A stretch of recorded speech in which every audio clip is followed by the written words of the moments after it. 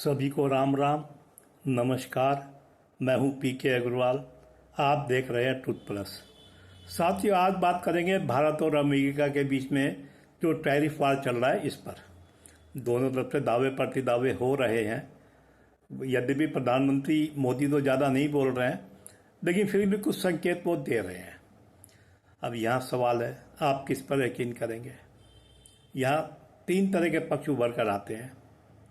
यदि आप मोदी विरोधी हैं, आप राजनीति में रुचि रखते हैं और मोदी विरोधी हैं, तो निश्चित रूप से आप ट्रंप पर विश्वास करेंगे। अमेरिका वाले जो कह रहे हैं, ट्रंप प्रशासन जो कह रहा है, उस पर यकीन करेंगे।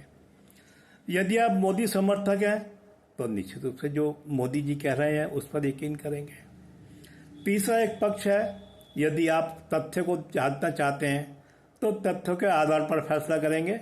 वो फैसला किधर होगा वो एक अलग चीज़ है। अब मैं बात शुरू करता हूँ भारत पाकिस्तान के बीच में हुए ऑपरेशन सिंदूर से, जिसके लिए ट्रंप 40-45 बार कह चुके हैं कि मैंने सीज फायर कराया, मैंने भारत पाकिस्तान का युद्ध रुकवाया, मैंने न्यूक्लियर वार रुकवाया, मैंने मोदी को कहा रोक दो ट्रेड, मैं आपको ट्रेड का आश्वासन देता हूँ। ऐसे ही वो पाकिस्तान के बारे में कहते हैं, लेकिन भारत सरकार इससे मना करती है। मोदी जी संसद में भी कह चुके हैं कि हमारे सीज फायर में कोई बीच में नहीं था, पाकिस्तान के डीजीएमओ से बात हुई और सीज फायर हुआ। अब प्रश्न ये है, आप विश्वास किस पर करते हैं, ट्रंप पर या मोदी पर। अब अगर हम मान लें ट्रंप साहब सच बोल रहे हैं, तो ट्रंप साहब ने कोई फ़ोन किया होगा मोदी को। फ़ोन करने का कोई टाइम भी होगा, फ़ोन कुछ देर तक बात भी हुई होगी, लेकिन ऐसा कोई वाक़या सामने नहीं आ रहा। यहाँ तक कि ट्रंप साहब से कोई पत्रकार या कोई भी पक्ष ऐसे सवाल नहीं पूछ रहा, आपकी मोदी से कब बात हुई है, कितनी देर बात हुई है, ऐसा कोई नहीं पूछ रहा। तो ट्रंप साहब ने बात कैसे करी बिना फ़ोन के, मुझे नहीं पता। अब दूसरी तरफ भारत सरकार का पक्ष आते हैं। भारत सरकार का पक्ष है, पहलगाम में आतंकवादी हमले के बाद ट्रंप साहब से बात हुई है जून में, जब मोदी जी G7 की मीटिंग में कनाडा से वापस आ रहे थे, तो ट्रंप साहब ने उन्हें अमेरिका होते हुए रुकने का रिक्वेस्ट की थी, जिसे मोदी ने किसी कारणवश टाल दिया था, मना कर दिया था। तो बात वही घूम के आ गई। आप किस पर यकीन करेंगे, भारत सरकार पर जो कहती है ऑपरेशन सिंदूर के समय में कोई बात नहीं हुई ट्रंप से। जेटी वांस के बारे में तो मोदी जी कहते हैं बात हुई, उन्होंने कहा था पाकिस्तान बड़ा हमला करने वाला है, तो मोदी जी ने जवाब दिया हम उससे भी बड़ा हमला करेंगे। तो ट्रंप से कब बात हुई, अमेरिका में कोई नहीं पूछ रहा, वहाँ शायद पूछने की परिपाटी नहीं होगी, या ट्रंप ने जो कह दिया वो फाइनल हो गया। ट्रंप जितनी बार बोलते जाएंगे वो बोलते जाएंगे। भारत में राजनीति है, वो राजनीति पक्ष उन पर यकीन करेगा, वो एक अलग बात है। लेकिन सवाल आप किस पर करेंगे, ट्रंप पर, मोदी पर या तथ्यों पर। अब आते हैं ट्रेड वार की तरफ।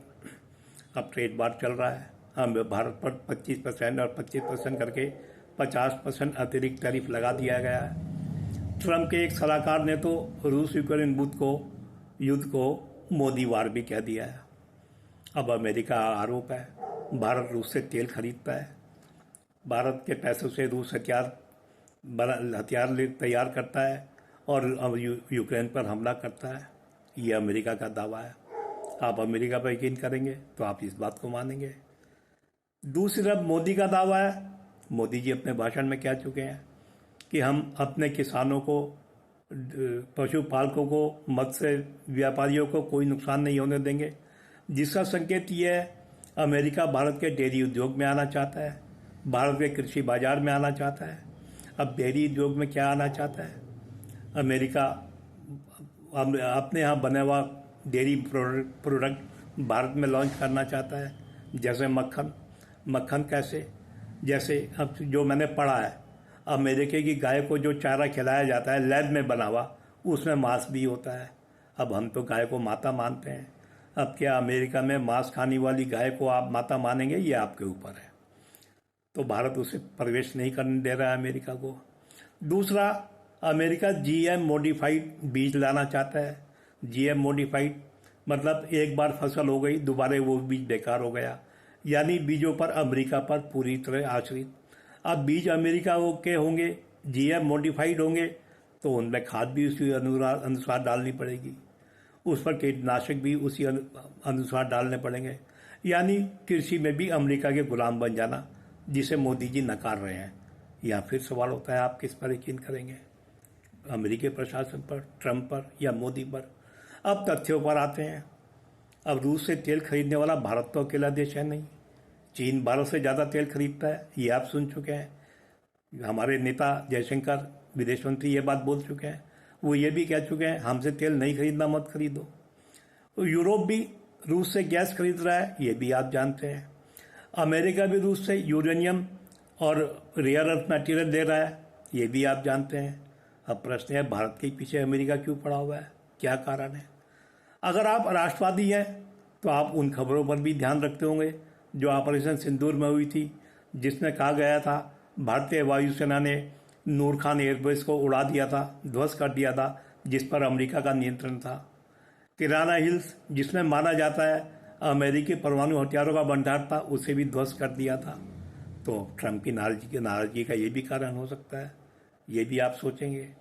तो यानी आपके सामने कई पक्ष सामने आते हैं, ट्रंप के अमेरिकी प्रशासन के दावे, भारत सरकार के दावे और तथ्य, इसके आलोक में आप फैसला करेंगे।